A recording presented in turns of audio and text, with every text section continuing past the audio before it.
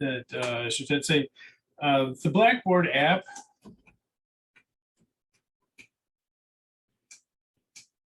I know for a lot of you guys using Blackboard, this is the first time you're using Blackboard. You may have come from school or somewhere to use Canvas or a different thing, but the Blackboard app is not entirely worked out. You just have to read the reviews and you'll see why. For some reason, and this happens almost every class for some students, that it doesn't submit the work the way it's supposed to be in, and I think that there as to why this happens, I'm not sure. I haven't found any reason why that. I haven't seen any solution to it. I'll put it that way. And it has nothing to do with the students. I mean, it's not, it's not the students are doing anything wrong. It just it happens that sometimes it doesn't submit the work correctly. It's very unfortunate, and it shouldn't happen. But there you go. So if that does happen, you just have to resubmit it in if you can get to a computer or something like that. If you can do it that way, if you go through a browser and do it rather than doing it through the Blackboard app. And again, it's unfortunate. It seems to happen more on Apple phones for some reason. I have no idea why. Apple phones are probably the most popular in the world, but for whatever reason, it doesn't. It's not always friendly to that. So anyway, just be aware of that the Blackboard app, while it should be, worked out, it really isn't. And there are a few quirks to the Blackboard, anyways. It doesn't take the zip files or the page files, but regardless of that, just know that app is not always it's not always as good as it could be. I'll put it that way. So anyway, and also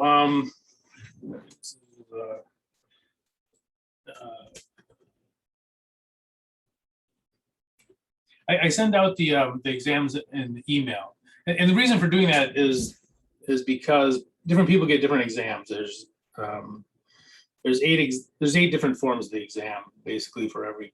So whichever form you're supposed to turn in, that's when you need to turn in. If you don't get the email with the exam, let me know, and I'll send it out to you through the regular email system, not through Blackboard.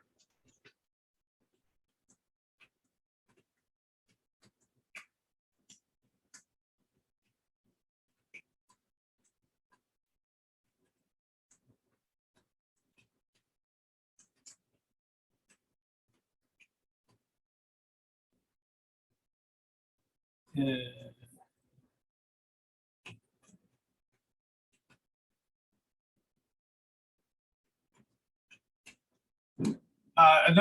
I think that sometimes in the email, that another thing that happens, if you have your email set up with a spam filter, because these emails go out to more than one person, sometimes they'll set up saying, okay, wait, this is being mailed out to a lot of different people, and it'll throw it in as a spam because it thinks that it's somebody, trying to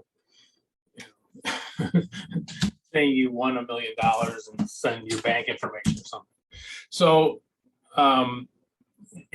sometimes that happens, but also again, for some, Blackboard is not always sorted out ways it could be or should be, but that's what we're dealing with now. So again, if you're having problems with Blackboard, and I know for a lot of people this is the first time using it, just be aware that those are some of the problems, and we can always work around them. I mean, it isn't like this is life or death or anything, but just let me know, and if you let me know, we can find other ways of doing it. So, questions on that?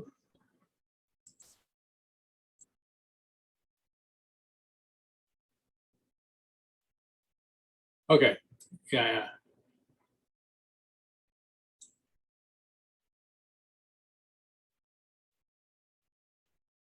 Yeah. So I'll go through these, and you can go ahead and put it in the chat. Now I'll put I'll send out the send the exams out. Again, they all come out of Blackboard. There's a mail to thing with Blackboard that for certain students and that. So I will send them out again. if you need that you didn't get them on a Blackboard. And again, this is something it's a quirk in Blackboard. And again, I wish it didn't happen, but it does. So let me know. So whenever I say I'll send out an exam, if you don't get one, let me know. Another thing about Blackboard that's a little bit quirky too, doesn't happen very often, but sometimes the emails are delayed by hours. So I've had it up to 10, 12 hours delay in sending it. I have no idea why. But if that happens, let me know, because sometimes I can resend it, and the second one I send will arrive long before the first one. Whatever happens, it happens. But so just let me know if there is a problem. Okay. Yeah, I sent these out. I sent the exams out on what was that? It was on Tuesday. It would have been September 7th. If you didn't get one on September 7th, let me know. I think it was in the evening on September 7th. So if you didn't get one, let me know and I'll send out another one. Okay. Enough of the Blackboard stuff. Let me save this. Get rid of it. Okay. So I'm going to start in on chapter 2 handout. Now this is chapter 2 handout part 1. This is what we did last time, and I want to come back to this just for a moment, just to kind of reiterate what we talked about last time on it and how we're gonna, what we're gonna do with it for the part 2, doing the journal entries. As I'm sure you guys picked up when we were going through this, here's all our stuff. But when we recorded this transaction, what did we really need? We needed the cash account and the land account. So if we just want to record this transaction, and not figure out our balance here, if you don't need to figure out the balance, we just need to record this transaction. This transaction could be very easily recorded like this.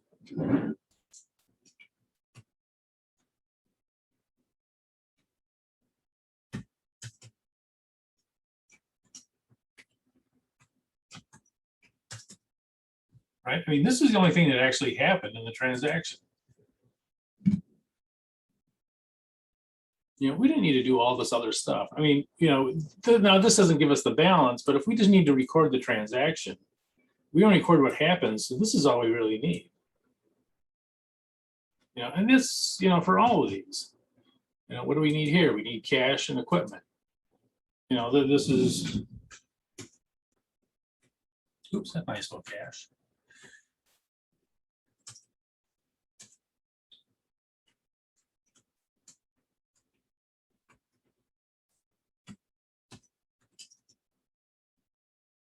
I spell equipment either. I'm teaching you guys how not to spell things today. That's part of the lecture, is how not to spell things.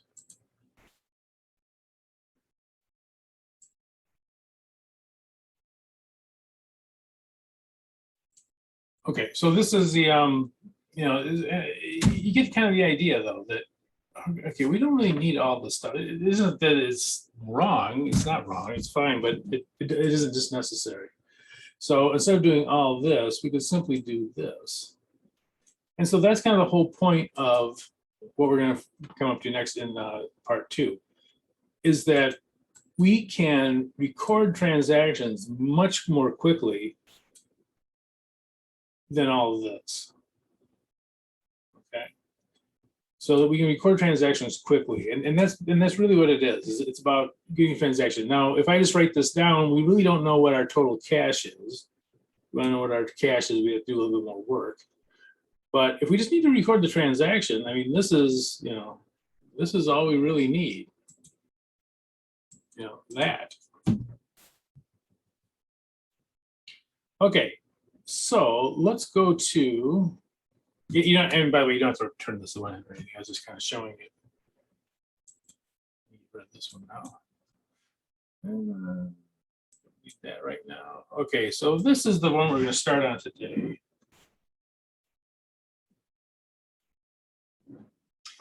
Journal entries. Okay. So journal entries, how they came about. Just the name journal entries, it's sort of like writing in your journal. Like, you know, if you have a diary or something like that, you write in your journal. Today I did, you know, I went to the park and I, whatever. So a journal is simply something, you know, you write out what happened during the day, you know, journalize what you happened, what your thoughts were, all, whatever it is. You're journalizing it, you're writing it down. That's what journal entries are. And they've been condensed now, which I'll talk about in a little bit, but it's simply writing it all out. And back in the day, that's what they would do. They would write out all the transactions in full sentences.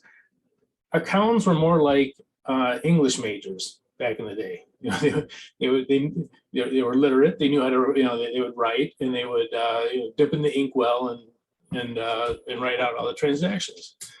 So that was what journal entries were. They're just write journal entries in your diary. They're no different than that. And you'll see that kind of here. So this is what a journal would look like. If you're looking at accounting records, these are what accounting records used to look like. They would write out everything. They'd write it all out, and what happened, you know, who they bought it from. They didn't have account numbers. They would say who it was. They'd say, you know, put their address and where they lived, what date it happened on, where, you know, they put in all the information was all written out. And you can imagine how tedious this would have been 400 years ago. You know, dipping in the inkwell, write a couple words, you know, write a couple words. You know, this would have been a real hassle, quite honestly. I mean, so this is what journal entries look like. These would be your financial records. All right. Now, the double entry system, if you notice that we talked about this before, that you always had to have at least 2 accounts. And they call this double entry system. It could be double plus, you know, it could be 3 entries or whatever. But the double entry system said, look, you know, things happen when things happen on one side, they have to happen on the other. You know, when something happens to one side of the equipment, I'm sorry, let me get rid of this phone. Yeah.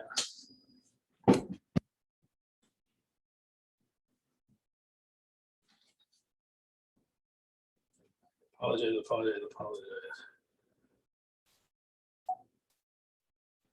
Okay.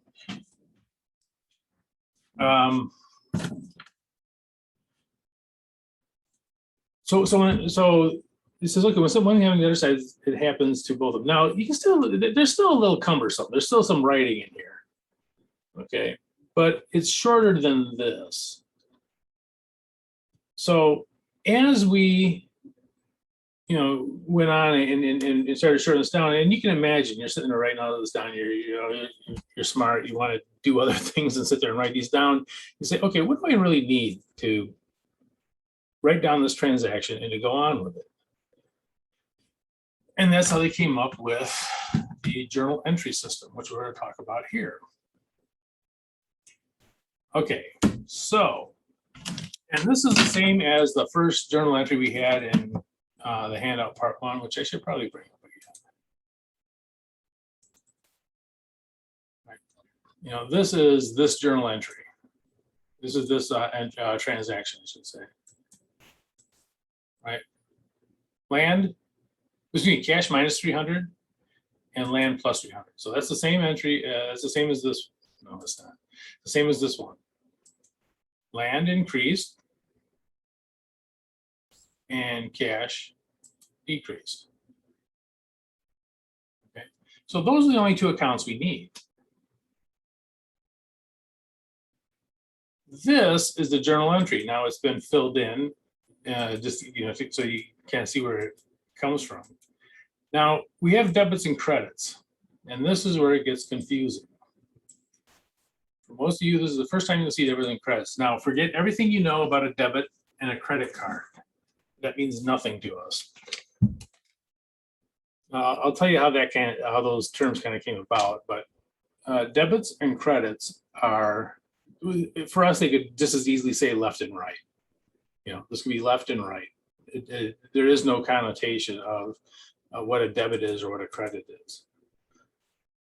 Okay, so we have our two accounts. We have land and we have cash. Now, one is debited and one is credited. And we will find that that always happens and that these have to equal in total anyways. I don't know. So the debits equal the credits. But the question is, well, how do we know what to debit and what to credit? How do we know that land is a debit and cash is a credit? How does that come about? Okay, at the end of this document, at the end of this, there's this sheet here. Let's see. And I've also sent out a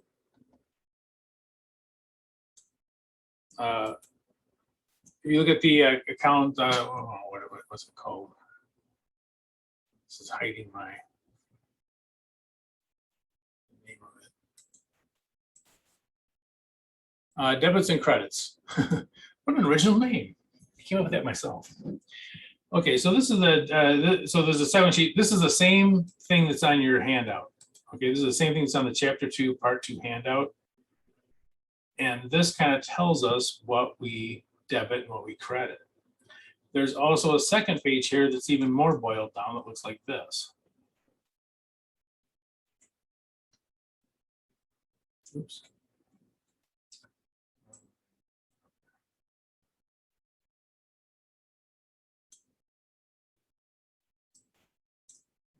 So this kind of shows the same kind of format. Let's go up to this first one here. Okay, so everything we do in accounting falls into these 5 categories. These 5 categories: revenues, expenses, assets, liabilities, and equity. And it really is kind of amazing that, again, that every crazy entry, every crazy transaction you can think of, so I gave a pool table to my brother-in-law and he gave me $50 cash and a go-kart or whatever. It all fits in here. It all fits into these 5 categories. And no matter what transaction, the most complex transactions you can think of, there's only 5 categories that it fits into. And it is pretty ingenious, really. Okay, so we're dealing with, let's go back to what we were looking at. We're dealing with land and cash. Okay, so we need to know what kind of accounts they are. And land and cash are both assets. So first thing you have to do is find the accounts. So you're gonna find the accounts, then see what type of account they are, and you have 5 choices, basically, of what kind of account they are. In this case, we have 2 accounts, they're both assets. Okay, well, the question is, well, how do you know how do you know which one gets increased and one gets decreased? Okay, well, assets increase with debits and they decrease with credits. So our land is increasing.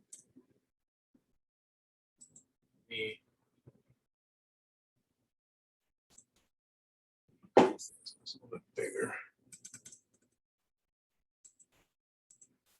So our land is increasing, it'll be a debit.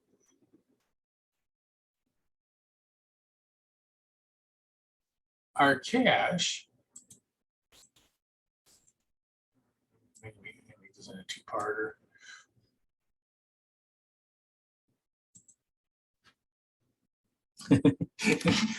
Put it behind my camera. Our cash is decreasing, so it'll be a credit. So going back to here, what kind of accounts are they? Okay, the land and the cash are both assets.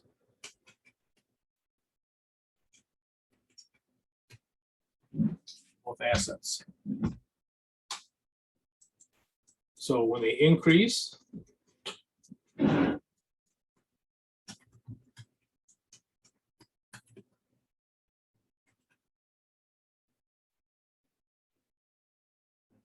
plus,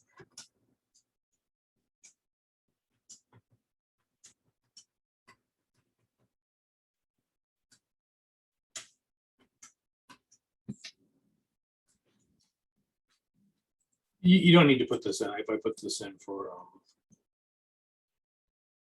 just for laughs, I guess.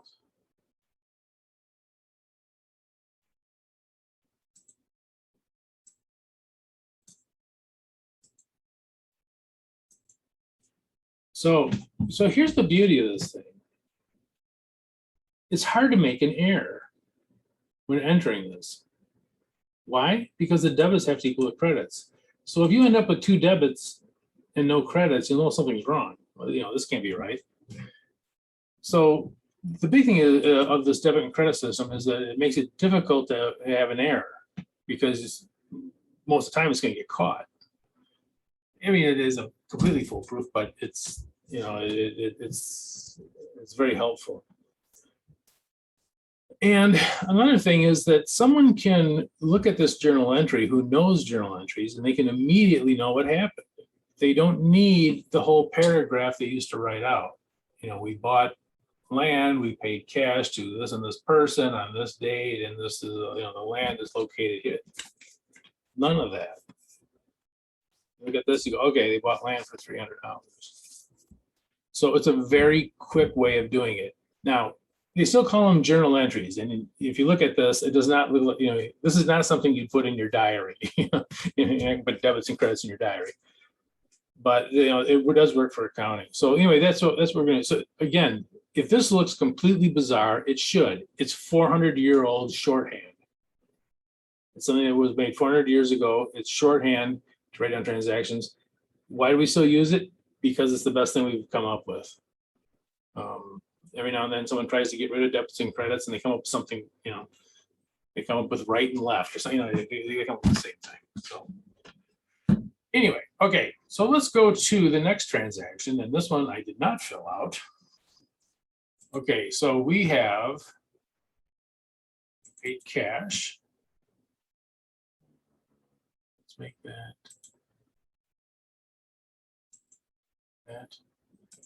Or equipment. Okay. This goes on very obvious. So what accounts are we going to use?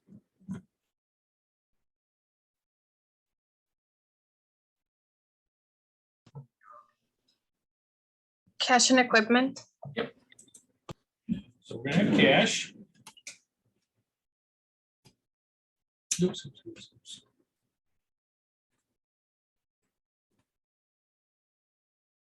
And we're going to have equipment.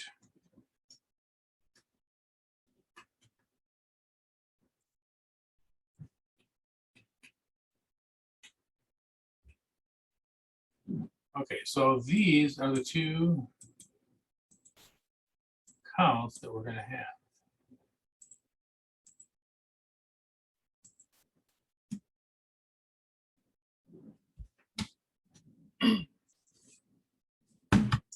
Okay, so let's take the cash. Is the cash going to increase or decrease? Decrease. Decrease. So cash is going down. And equipment is going? Increase. Yep. Okay, so we have cash and we have equipment. And we got the increase, got the decrease, we know what's happening with it. Now we have to put it in the journal. Okay, so if we go back to here, this is not land anymore that we're having in our journal. We have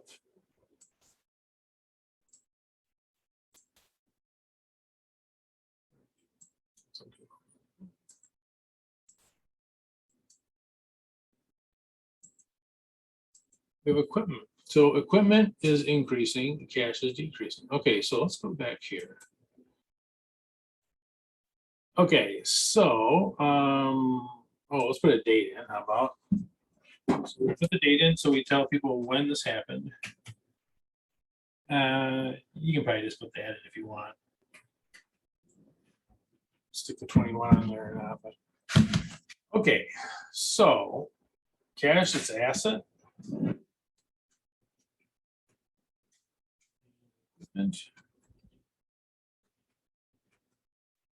Asset. You saw it on the other page. Again, I'm putting this in here just for, so you kind of see what's happening here. Okay, so cash is decreasing. Will it be a debit or credit?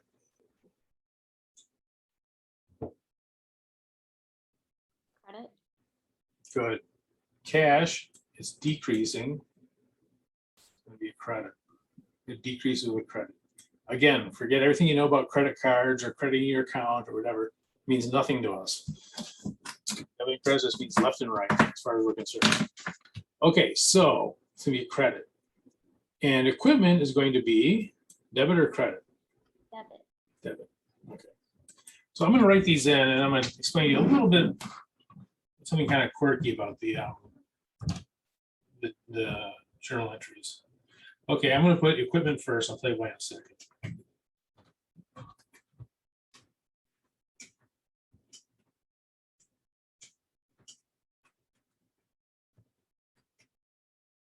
That's going to increase.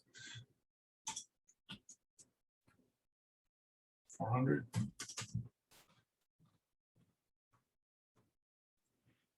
Usually, I shouldn't say usually, this way they'll show it in the textbook, that you indent the credits.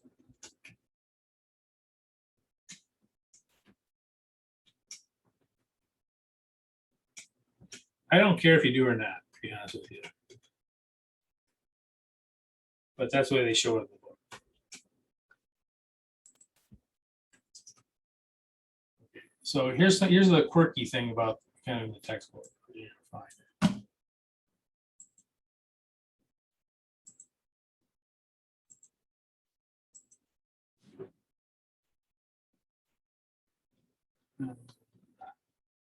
So this will be indented.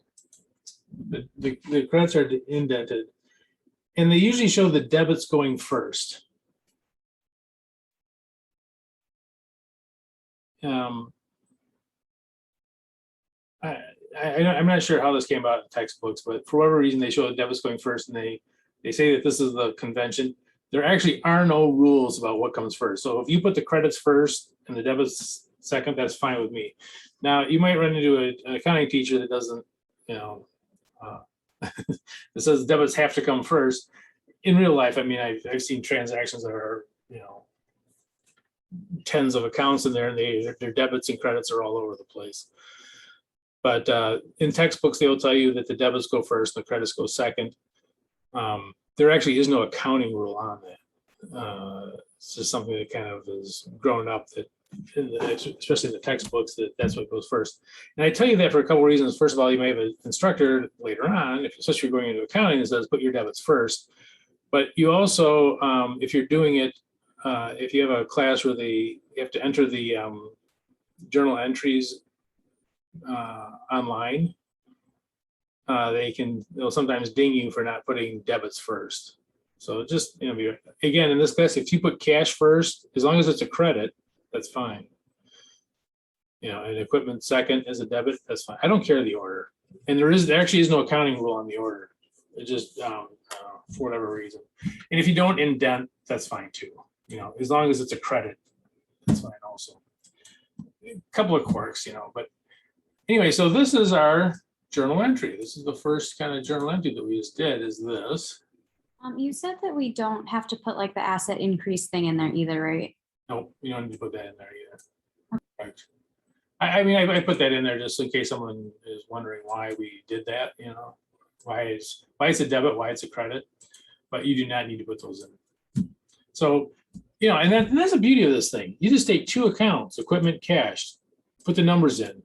The numbers are usually the same. You don't need a calculator for this, right? I mean, if if you're just writing down this transaction, you don't need a calculator. It's $400. There's no pluses, minus, multiplying, nothing. So if you want to just write this quickly down, and again, this, 2 accounts, 2 numbers replaces all that. And even for this, I mean, this is a lot, so it's a very efficient system. It's quirky, I admit, it's wacky, but it works. And quite honestly, no one's come up with anything better, so that's why we still use it. So anyway, so these are generally, again, if these are odd, they absolutely should be. It's 400-year-old shorthand. Okay, and you'll see that most of these come out of the first thing that we did over here.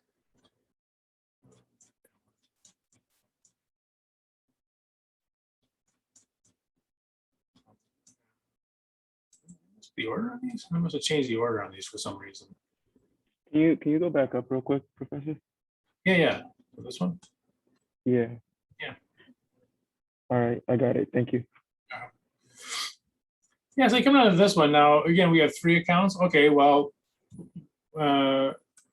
we still don't need all of them. If you come down here, you say, okay, what do we need? We need, building.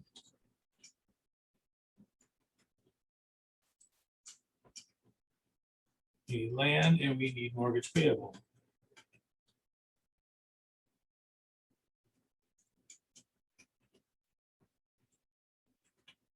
Different amounts, 2,000.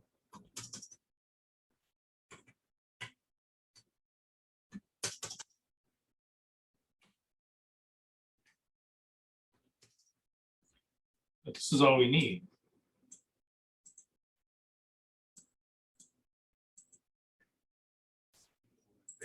See it. These would be pluses. This would be a plus. And this is also a plus. So these are the accounts we need. All this other stuff is, if we want to get the ending balance, we should do it. But if we just need to record the transaction, this is all we need.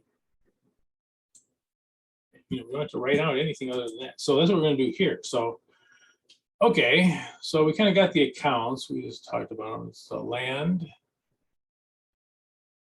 And it doesn't matter which one we do first.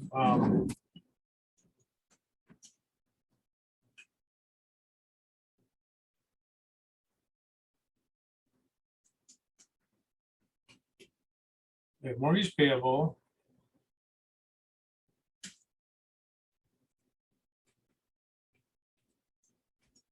Building.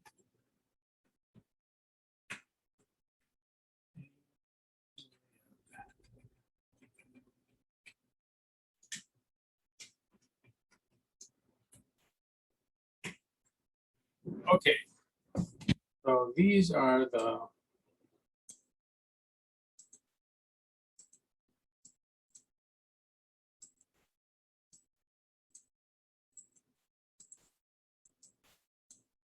accounts.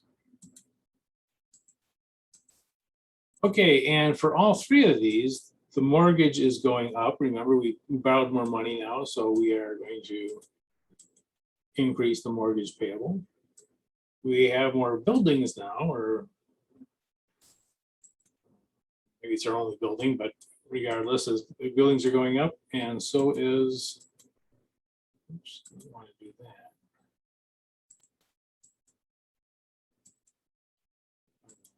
There we go.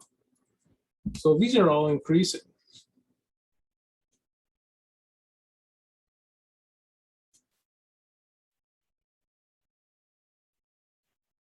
Okay, well, let's go to this thing. All these.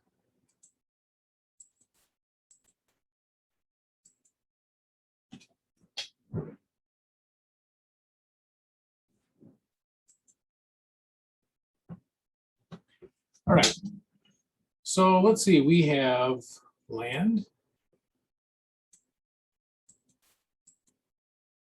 We have buildings.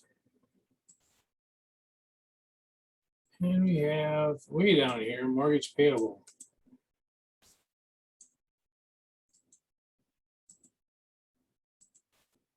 Okay. So our land is increasing.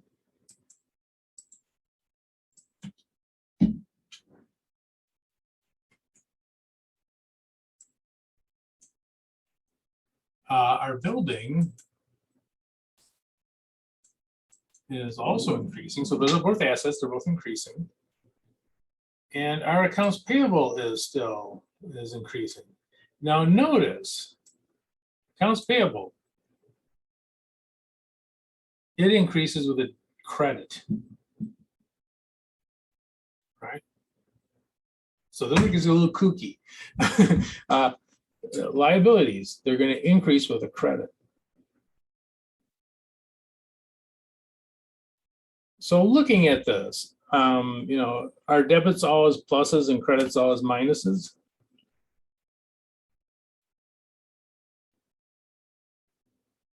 No.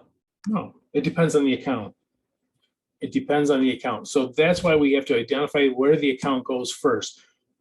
It's different if it's an asset than a liability. So it matters on which account we're looking at, whether it gets debited or credited if it's increasing. And you'll notice that assets increase with debits, liabilities increase with credits, and equity increase with credits. So it matters what type of account it is. And that's the most confusing part about journal entries. You have to first know what kind of account it is before you can make the journal entry. Because what kind of account it is will determine whether it's a debit or it's a credit. So in this case, we have 2 debits for the assets, land and building. And we're going to have 1 credit for the mortgage payable. Okay, so let's go back to our thing here. Okay, so let's see, for assets, we have the building and the land.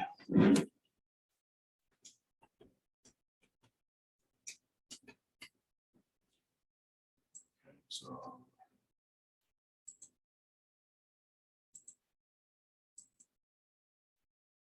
and we have liabilities that are mortgage payable.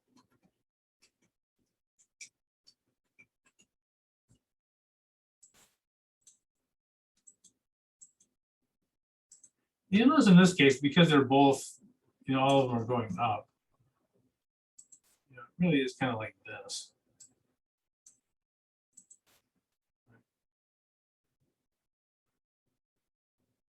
Okay. What's the date on this thing? February 12th. Okay, so 2. So we're gonna write down that on 2/12, we want building and land with a mortgage payable. I'm gonna put the debits first. You do not have to do the debits first. If you want to put mortgage payable first, that's fine.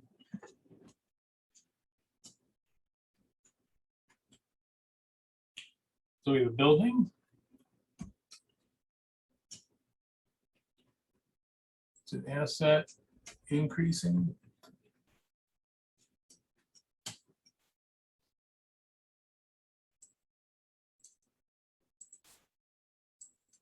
Debit 2,000. Again, don't worry about the order for my class. If you put the credits first, fine. There's absolutely nothing wrong with that.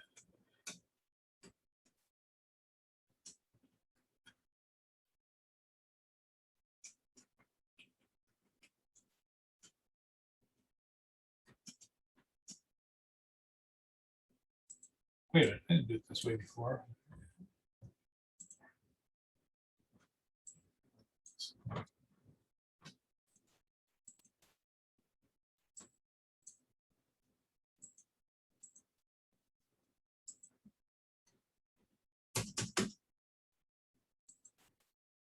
I'm going to indent the mortgage payable. You do not have to do that. As long as you put it in as a credit. As long as mortgage payable is a credit, I don't care where it goes or if it's indented or not.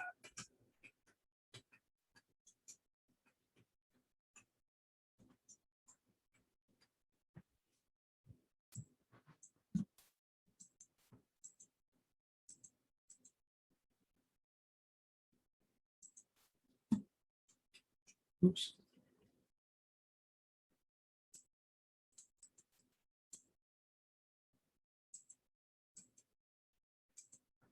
This is a liability.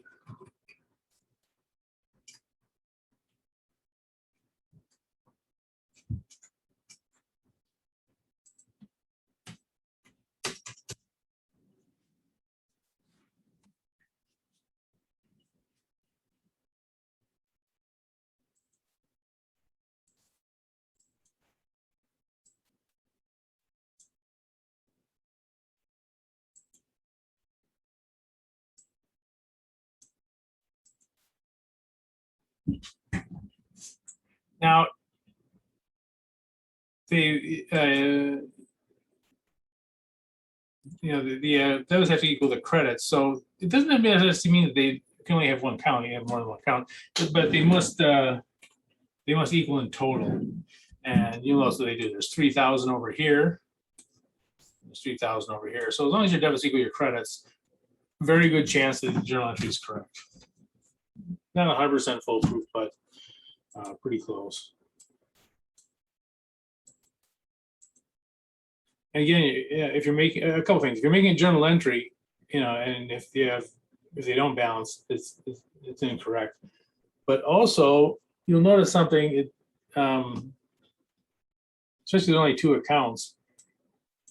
If you're only using two accounts, if you know what the debit is, well, by default, you know what the credit is, right? I mean, if you weren't sure about the cash, but you knew the equipment was a debit, well, then you know that the cash has to be a credit, because these have to equal. If you only have two accounts and you know what one of them is, pretty much know what the other side is. Quirky system, absolutely, but actually very good at at finding errors or on helping you out as far as what how to record it. And so really, I mean, ignoring this stuff in here, you grab three accounts, write in three numbers, that whole transaction is recorded with only six things, three accounts, three numbers, and it shows that you purchased land in a building.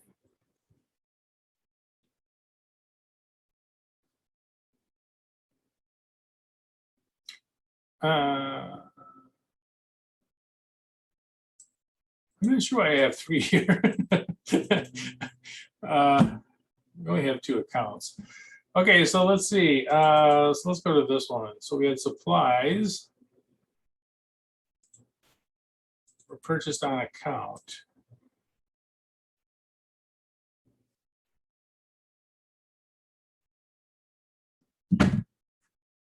What accounts are we going to use? Accounts payable and supplies. Yes and yes. So we bought the supplies. So I'm gonna write that in here. Oops.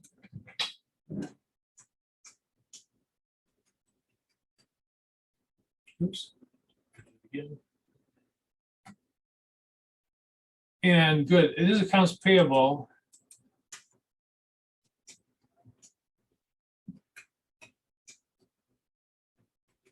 And you recall, accounts payable is when we owe somebody else, right? It's not going to be accounts receivable because we're not going to receive this guy. We have to pay this to somebody else. At some point in time, when we bought this on account for $200, we got to pay off that $200 to whoever we got this from.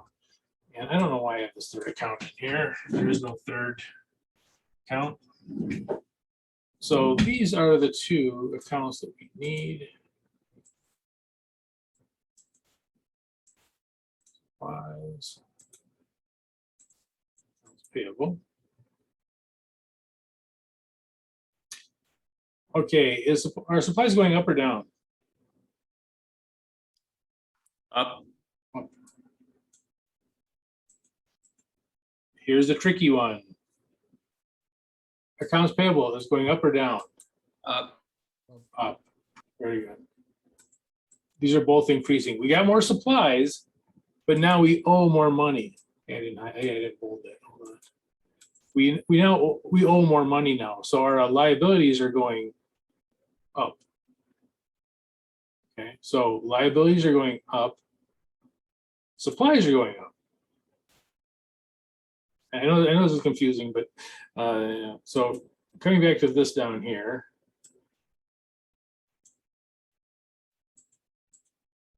Oops. It's not-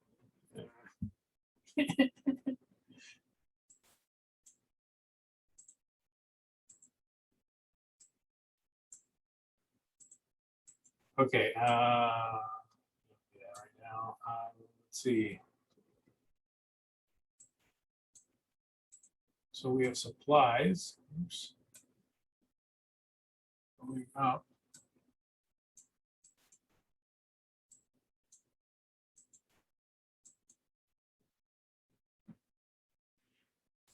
We don't have mortgage payable, we have accounts payable.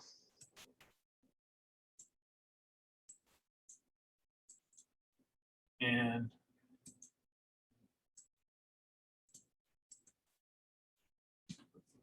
so our supplies are going up, debit. Our accounts payable is going up also. We owe more people now, and that'll be a credit.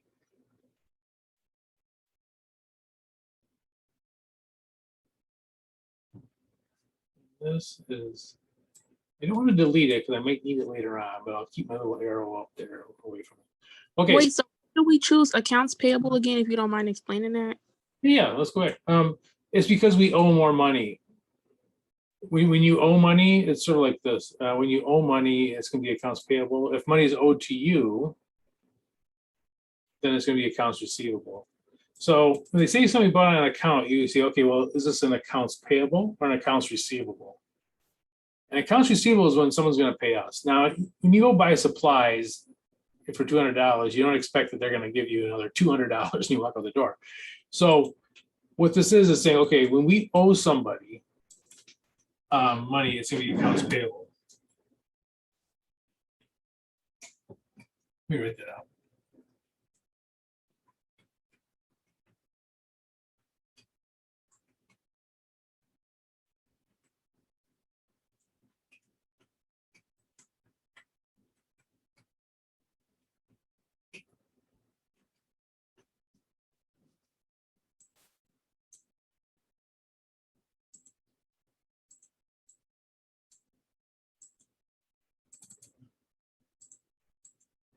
So if we're obligated to pay somebody, and again, we bought these supplies, we go to the store and we have an account with them, maybe they bill us every month or something, if it's, if we do a lot of business with them or something like that.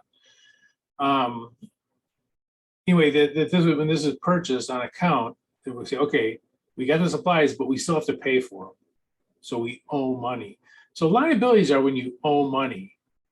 And if you have, and I know I know what the difficult part about it is. You think about something, if you owe money as a negative thing, but initially it's used to get things into the place. So it's going up. It's actually, we owe more money is increasing. You know, it increases what we owe to other people. So it's sort of like more of a bad thing. Not that liabilities are necessarily a bad thing, but more of a bad thing than you know, is probably the best way to think of it. And eventually you are going to have to pay it. And when we pay it, it'll go away. I think somewhere here, I'm sure I have that. Yeah, but accounts payable come about when you owe somebody. And when you see, not to belabor this too much, but when you see that someone's paying it on account, you see an account, at that point, you know it's not cash. You know, if they said paid or that they said used cash to purchase these supplies, then you know it's cash. It's automatically going out. Cash is an asset that's decreasing. In this case, it says on account, so you know it's not cash. But and you also know that now you owe $200 more. So that's why these are both increasing. And I know in liabilities, it's a difficult thing to kind of visualize, but you owe more people now. You owe them more money to someone outside the place. So our assets would be supplies here.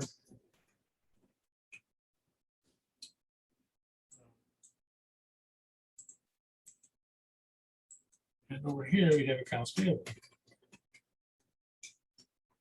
And again, this is the same thing as we had on the other page. And all of these things, somebody asked, do we have to do all of those? And the answer is no, you don't. I'm just kind of putting it in here because kind of show you in here. So those two are both going up. Supplies are going up with a debit. It's an asset going up with a debit. Accounts payable, we owe more money. It's going up with a credit. Space here. Compromise up here, I think. Okay. So our journal entry here, the date was the 13th. Usually I'm giving a comment. I think it's here, maybe. This up so we get all the same.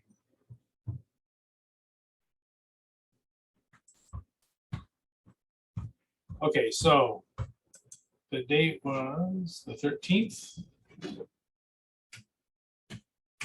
So we write down the date that this happened.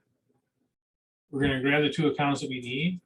I'm not going to put all the frills in just yet. I'll just put the accounts in and just kind of show you how, how concise the system kind of is. So supplies are going up.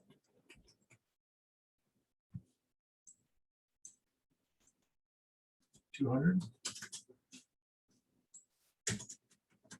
I'm going to indent just because you do not have to indent, and you don't have to put debits first. If you put the credit first, that's fine. So this is really what the journal entry would just look like without all the kind of goofy stuff that I throw in. That's the journal entry. This is the way you'd see journal entries. Looking in the, if you looked into someone's journal entries for a business, this is what they'd look like. There wouldn't be anything else. Grab the two accounts we need, figure out which one's a debit and credit. Quite honestly, if there's only two accounts, we figure out which one's the debit, you know what the other one is. It's a very fast system and it's very accurate, and that's why we still have it. Is it quirky? It is absolutely quirky. But it works, and that's why we still do it this way.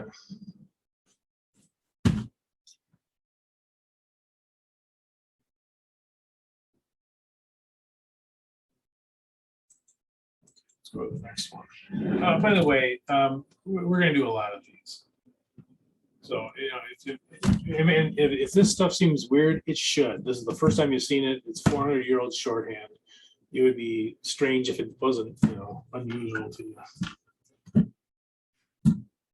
Okay, borrowed cash from the bank, mortgage payable.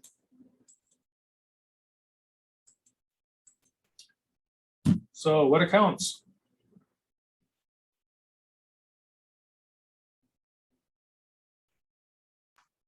Cash and mortgage payable. Yep and yep. So we got cash. We go to the bank. We got some cash. They said, okay, we will, but we want to part of a mortgage. And mortgage payable.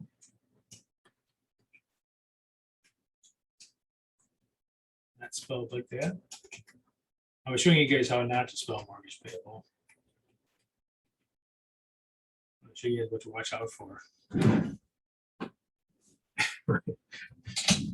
My wife, she's a therapist now, but she was an English professor. She cringes whenever I write her talk. But anyway, so this is the cash.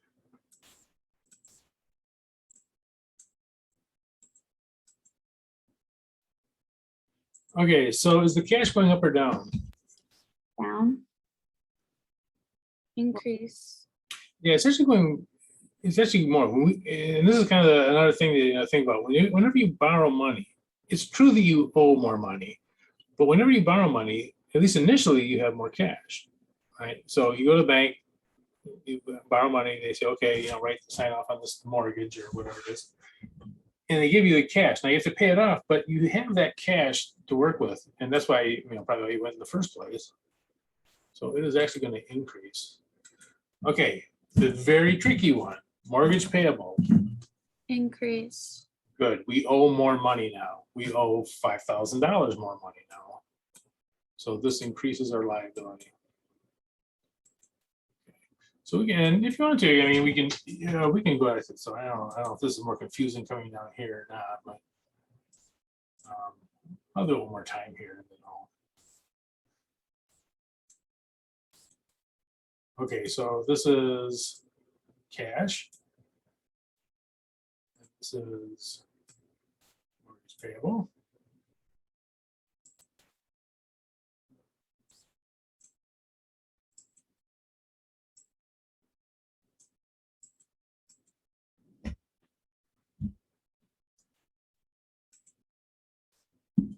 And so coming down here, our asset would be the cash.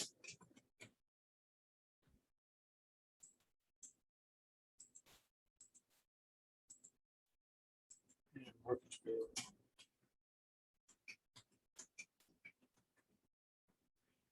And again, the reason why we're doing this in this, you know, kind of cumbersome way here is just kind of get used to doing it. So these are both increasing, so this will increase with a debit. This will increase with a credit.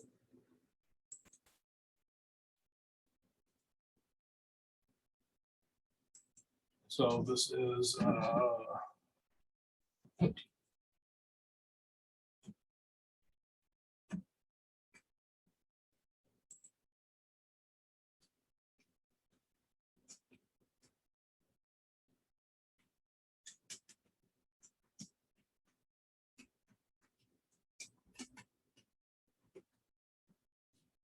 now, as we get more used to doing it, you're gonna, you know, just end up going right from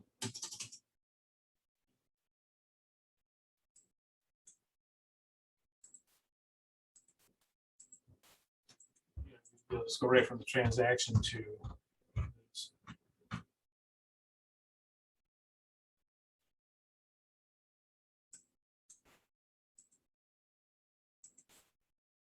So, yeah, if you did these, if you're doing these, you're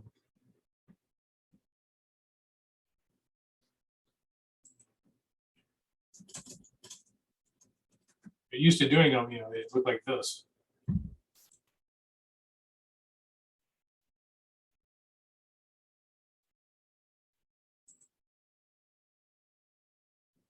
Pretty elegant, but you know, they're just you know, pretty bare bones, you know, whole transaction of borrowing cash from the bank, done with 2 journal entries,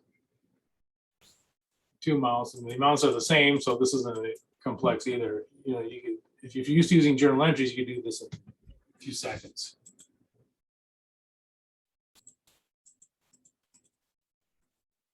Back to where I was. Okay. So we're doing all this in here to kind of figure out what the debit and credit is. Again, eventually something. And by the way, in this class, we may not even do it enough that you can just jump right to that. Sometimes it takes a while, you know, because it is quirky. I mean, it's an unusual thing. Okay, so let's do this one. Oh, this one's going to be tricky. Okay, issue common stock for cash. Which accounts are we going to use? Cash and common stock. Yep. So we have cash.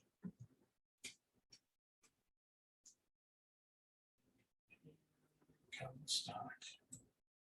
Common stock is equity. Yeah, exactly. Yep. Something wrong here.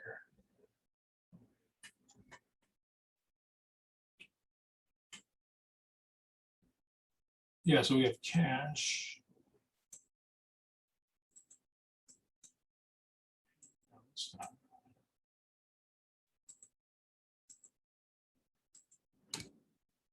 And just to kind of reiterate that this is one of those kind of wacky entries.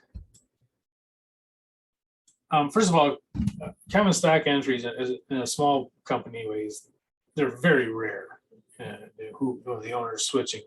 If you only have a handful of people or even one person, you never run into that. Larger companies, they probably do issue stock a lot more. But anyway, what's happening though is the company, the business is selling ownership to somebody else. So whoever wants into the business, if you want to get into a business, anyway, if you want to say, oh, I want to be a partner with you, well, you got to pay in money. They're not just going to give you the business. So you have to pay in money, and that's what we're talking about here. This is money going into the business. Now you get ownership back from it when you do this. So we're selling our stock to somebody on the outside, and those people on the outside, we say, okay, yeah, you can own part of our business, but you got to give us the cash. You have to buy into it. So that's what's kind of happening. That's the the real transaction here. Okay, so we're making this from the business's point of view. We're making this. So for the business, is the cash going up or down?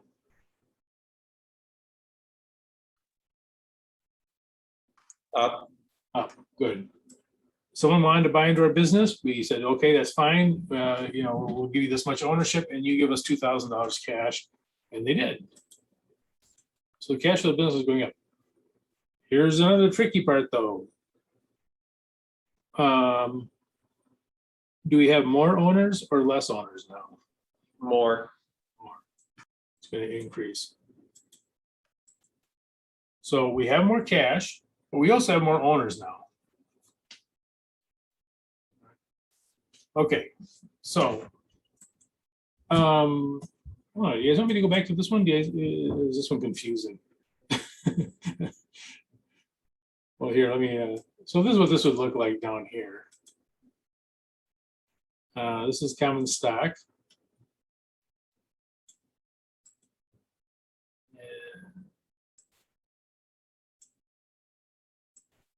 This increases with credit.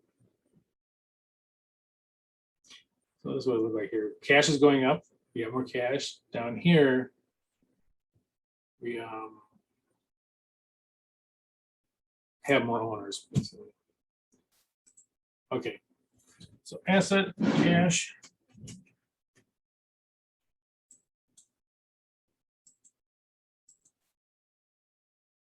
And equity, we have common stock.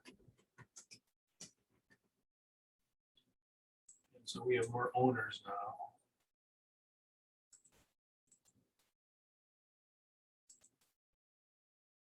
Okay, and so cash is going to increase with a debit. Common stock is going to increase with a credit.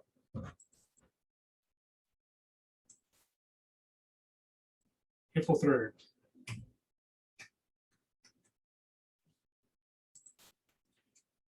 Cash.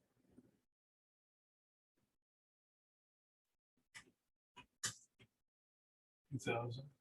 And even if you didn't know what kind of account, common stock. Okay, I know we have more cash. What kind of? I don't know what kind of account, common stock is.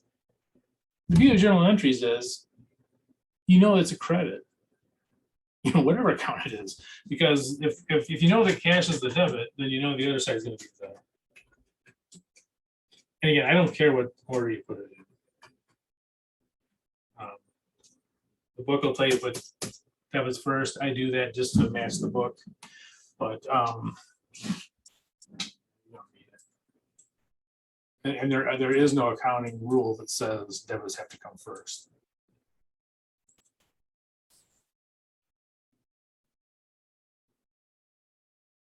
Okay, any questions on that?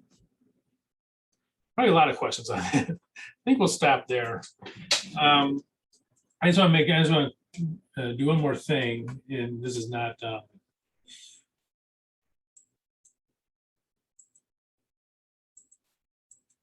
You're not required to tell this back to me. I'm going to come down here to this thing. So this is kind of another chart that you'll see. Sometimes books have them, sometimes they don't. how things get debit and credit. You'll see we have all of our accounts here.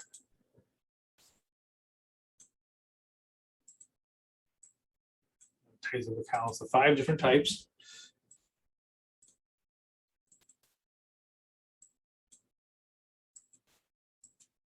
You'll notice something. So, just kind of first of all, if you look at this balance sheet, and this is all balance sheet stuff. It increases on the outside. Right, the debits, because they increase. They decrease on the inside. If you look at all of these, though, there actually is a common thread for all this. I wish I didn't make this thing so big. But on this side, well, let me do it differently.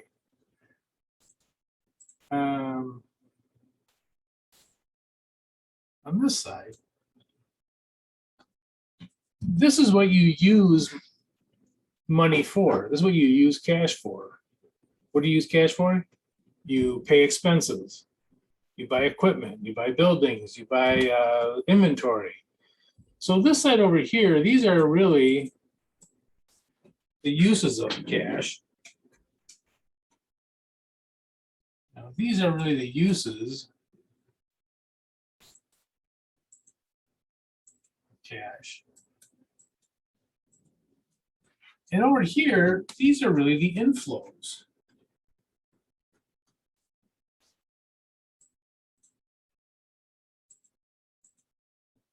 Of cash. How do you get money? How do you get cash into the place? Okay, well, how do you get cash into a business? Well, you could sell something. So that's revenues, sell something, a service or a goods or whatever they are. If you sell something, you get cash in. If you borrow money, you get cash in. If you sell ownership to somebody, an investor, you get cash in. So this is sort of like the inflows of cash. And out here are the uses of cash, or the outflows, maybe is a better way of putting it. But, so this is how it comes in, and this is what it's used for. So what it's used for are debits. How it comes in is through credits. So, money comes in, it goes into either an asset or expense, whatever, they balance out. It's actually a very ingenious system. It's quirky. It's if you're confused by it, you should be. It's just the way it is. But it actually, once you get used to using it, it's very efficient. And again, this would look like, if you were an accountant and you get, used to making these journal entries, this is what it would look like. And that would replace all of this from the way it was done before. So anyway. All right. So we'll stop there. And we'll pick this up. I'm not gonna give you any homework. You guys still have stuff to turn in. So there won't be any homework. But we'll pick up on this. And we're gonna do this. We're gonna spend some time on this because this is one of those things that if we spend more time on it, I'll put it this way. If we spend more time on learning the journal entries better, it makes everything else go faster. So even though it might seem like, oh, we're spending too much time on this, we should get on to something else. Spending more time on this actually will save time in the future, especially when we get to chapter 3, which is even though it's only the 3rd chapter, it's probably one of the more difficult chapters in the whole thing. Okay, any questions on this? Other than, man, this is wacky. I wish I didn't know it, but. Sorry, I just had a question, not necessarily just on this, but the only thing that we have to turn in right now is the exam, correct? Or well, there's actually 3 things. There's the handout, chapter 1 handout. Let me write it down. That'd be probably an easier way. but you just, okay, so the stuff that you just graded, Yes, yes. So if you have, Okay. let's see here.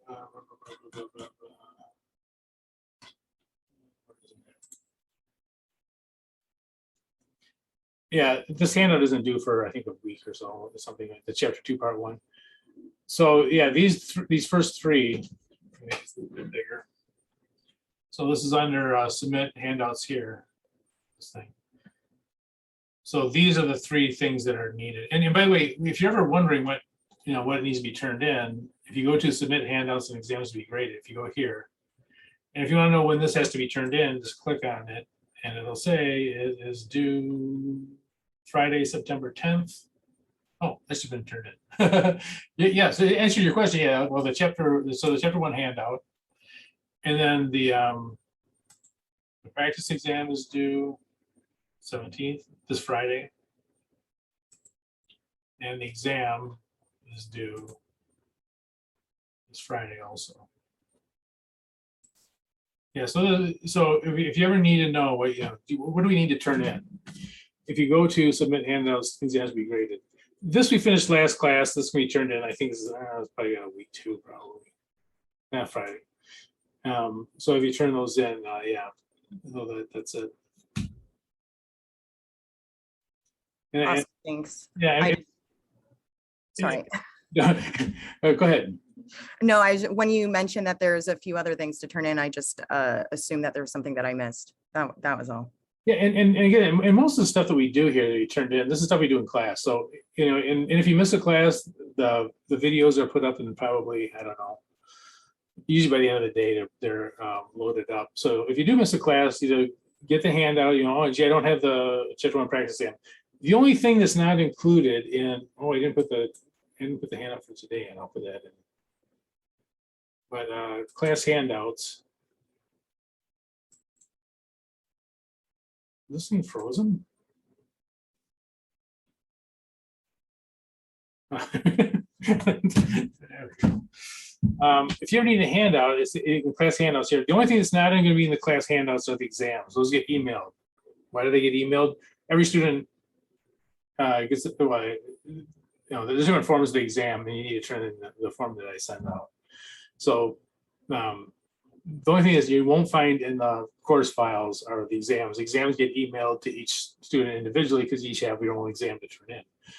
So, but all the other handouts should be here. And I actually, having said that, I forgot to put the ones for today. I'll put those in 10 minutes. But yeah, so you submit handouts here. If you need the handouts down here, there's ones. And if you need to see how they do it, so let's say that you're, why is this thing taking so long?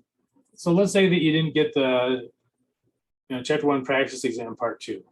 Okay, you didn't get that one. Okay, well, you can go to the recorded meetings and go to chapter 1 practice exam parts 1 and part 2. You can go to this one, click on it. You can skip ahead till you get to part 2, and then go on from there. So yeah, so the meetings are all recorded, and the recorded meetings, the handouts, and submit are all here. Any questions on that?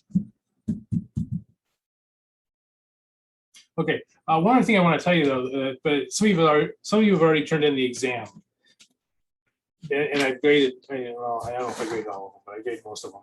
I think as of last night, I graded them. If you had it as of last night, they're graded. The extra credit points are not added in yet. They will be. So if there will be extra credit points added on, you guys get +4 if you were on the Zoom meeting where we did the multiple choice questions. You get +4 added on. And I haven't put those in yet. Any questions on any of this? I know you guys got other stuff to go to. I'm seeing I'm keeping you late again. I got stuff. I'm gonna hit myself with a ruler. All right, so I will. Let's meet again on Thursday. We'll continue with some of this, and that's it. Any questions? Okay. Well, I'll see you guys, and sorry for keeping you over yet again. Thank you. All right, thank you. Right. Thanks. Have a good Thank you. one. Have a good one. Bye-bye. You guys.